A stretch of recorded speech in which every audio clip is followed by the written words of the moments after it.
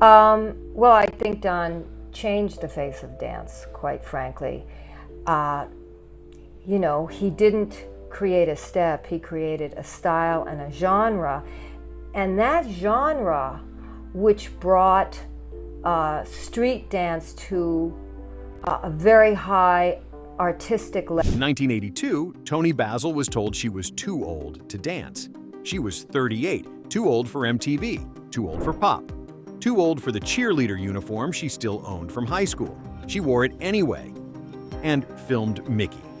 One take, one song, one moment that changed pop forever. The video exploded, the anthem took over the world, and a middle-aged dancer became a global icon overnight. Yet, while her voice echoed through every commercial, every football game, and every nostalgia playlist for decades, Toni earned almost nothing. By the time she discovered what had happened, that her rights had been passed between offshore companies and buried under decades of legal confusion, she was in her 70s. When she finally won a partial legal victory in her late 70s, there was no celebration, just exhaustion. After a lifetime spent fighting for credit, respect, and basic fairness, she had become the embodiment of a question too familiar in entertainment. How can someone shape culture so deeply, yet be erased from its rewards? Before she became the face of one of pop culture's most infectious songs, before the cheerleader chants, the MTV fame, and the decades of legal battles, Toni Basil was just a child born into motion itself. Toni Basil's life began in motion, literally. She wasn't born in a hospital, but backstage during a matinee performance in a crumbling Philadelphia theater in 1943. Her mother, Irene, was an aerial acrobat who went into labor mid-show. Her father, Michael, a traveling musician, abandoned his orchestra mid-song to rush home. The family's existence was already defined by performance, precarious, transient, and dependent on applause. Those early years were marked by poverty and instability. Between 1948 and 1953, the Basils had no permanent home. They slept in dressing rooms, basements, and sometimes alongside circus animals. Toni learned to fall asleep to the sound of applause and wake up to the smell of grease paint. She changed schools 23 times in 5 years and learned early that survival meant adapting, quickly, silently, and without complaint. Education came from the backstage world. Seamstresses who taught her how to fix torn costumes, jugglers who showed her timing, and stagehands who taught her how to read people. Her first break came by accident. During a rehearsal in 1951, her mother forgot a routine and froze on stage. 7-year-old Toni ran out, filled the silence with a tap dance she had memorized in secret, and the audience erupted. A talent agent offered her a solo contract on the spot. But at home, applause turned into resentment. Her mother slapped her, accusing her of stealing attention.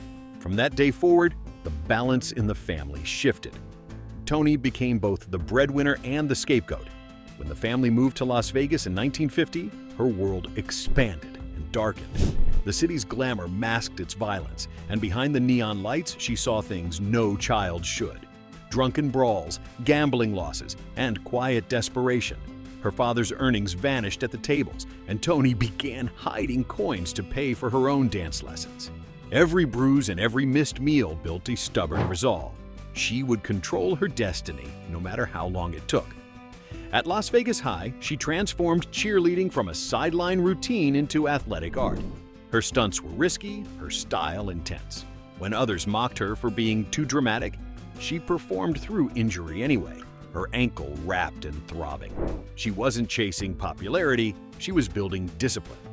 Graduating at the top of her class in 1961, she turned down a scholarship to stay near home and instead left for Los Angeles with just $400 in savings.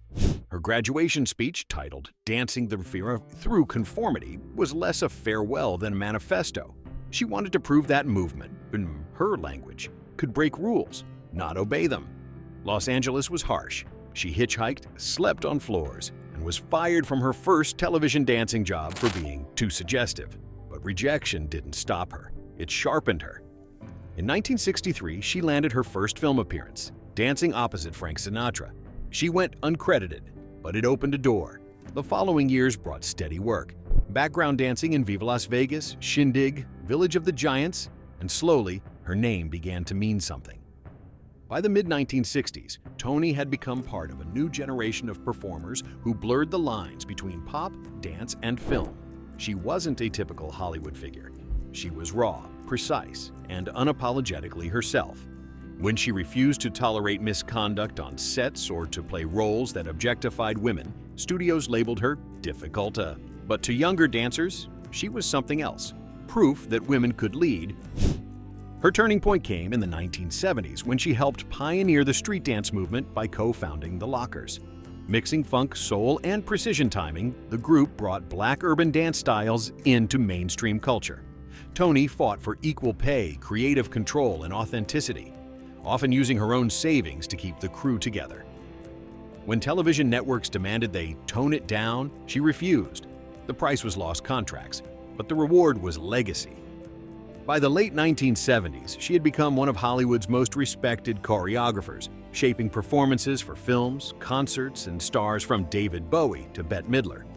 Her reputation rested not on glamour, but on grit. Decades of persistence built on the same determination that once pushed a child to dance on a broken ankle. Her rise was never meteoric. It was carved from struggle. Toni Basil built her career step by step, in a world that rarely offered second chances to women who refused to conform. But no image can remain untouched forever. By the late 1970s, Toni Basil stood at the height of a career she had built from sheer persistence. Directors trusted her instinct, musicians sought her precision, dancers admired her authority. But even as her name carried weight in Hollywood, something underneath had begun to shift. Not dramatically, but quietly, like a hairline crack that deepens long before it's seen.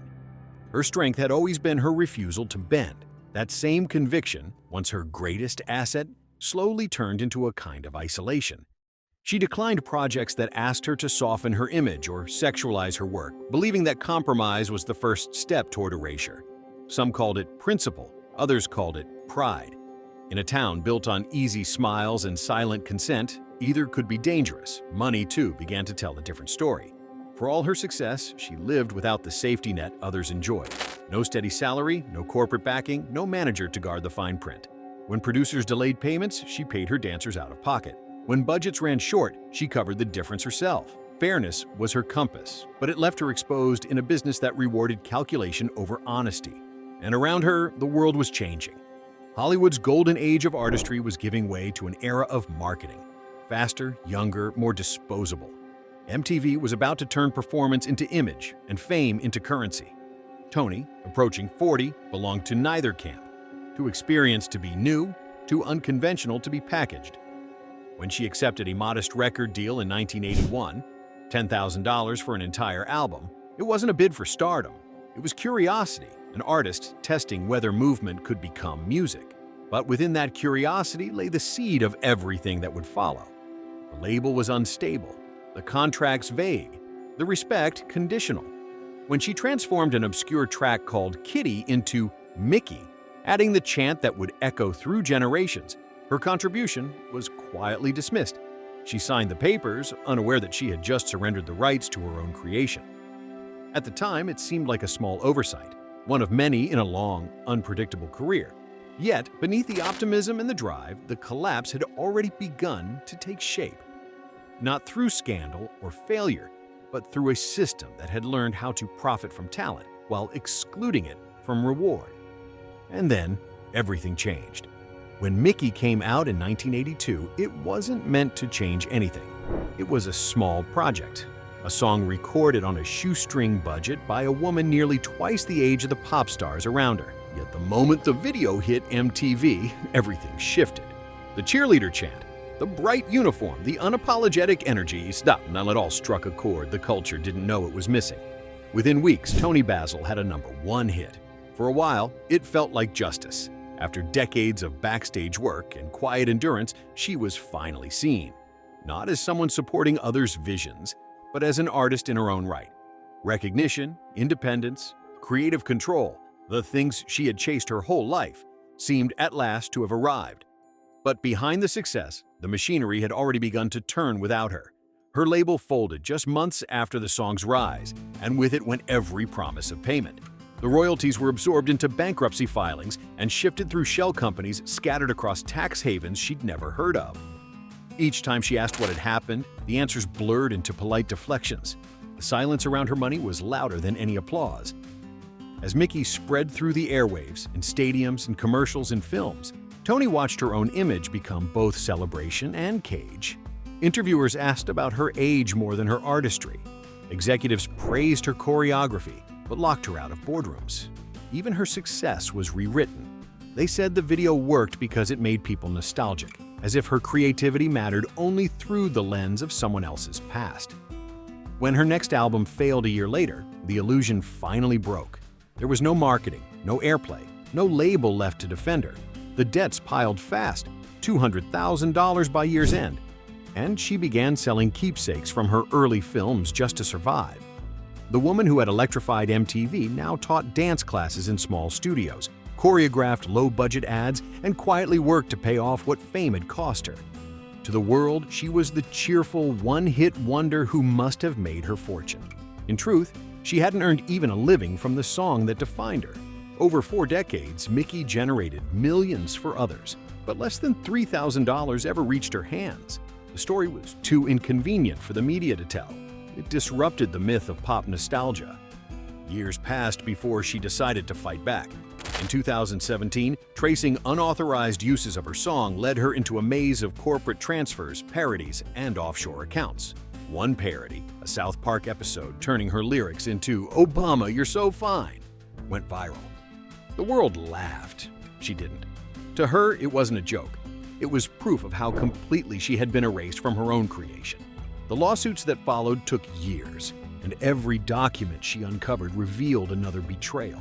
Rights traded like playing cards, sometimes sold for a single dollar. When the court finally ruled in her favor in 2022, she was 78. On paper, she owned her music again. In reality, the victory came after a lifetime of depletion. For every person who danced to her song, there were others quietly collecting the profits. And when the noise finally faded, the applause, the nostalgia, even the outrage, what remained was a question that no court could resolve. How could a system built on art reward the artist with silence? In the years following her legal victory, Toni Basil didn't retreat from the world. She simply kept doing what she had always done: move. At 82, she still teaches dance, judges hip-hop competitions, and appears on social media performing the same sharp, joyful moves that once defined her youth. Her body is smaller now, slower in moments, but her rhythm is unchanged. She dances not to prove anything, but to stay alive in the way she understands best. The royalties from Mickey finally arrived in 2025. A single check for $180,000, the first substantial payment she had seen since the 1980s. She used it not for comfort, but to fund scholarships for underprivileged girls who wanted to study dance. For her, that gesture meant closure, a way to turn a story of exploitation into something that could help others move forward. Still, the losses never fully disappeared. Toni has no children, no husband, and few surviving family members. Her relationships with colleagues were often complicated by the same dynamic that defined her career: admiration mixed with appropriation. Many of the men she collaborated with became icons. She became a footnote. It took decades for her role in shaping modern street dance to be publicly acknowledged. Even then, recognition came only after 10,000 fans petitioned for her inclusion in a Living Legends of Hip-Hop ceremony. And yet, there is a strange piece in her story Toni Basil never stopped creating, even when the system erased her name. She choreographed for generations who never realized they were learning her movements. She built a legacy measured not in wealth or fame, but in endurance and the quiet defiance of still showing up. Her life, in many ways, mirrors the industry that both celebrated and betrayed her. Brilliant, unstable, constantly reinventing itself. She once said that her career was her jealous lover, consuming everything but giving meaning in return.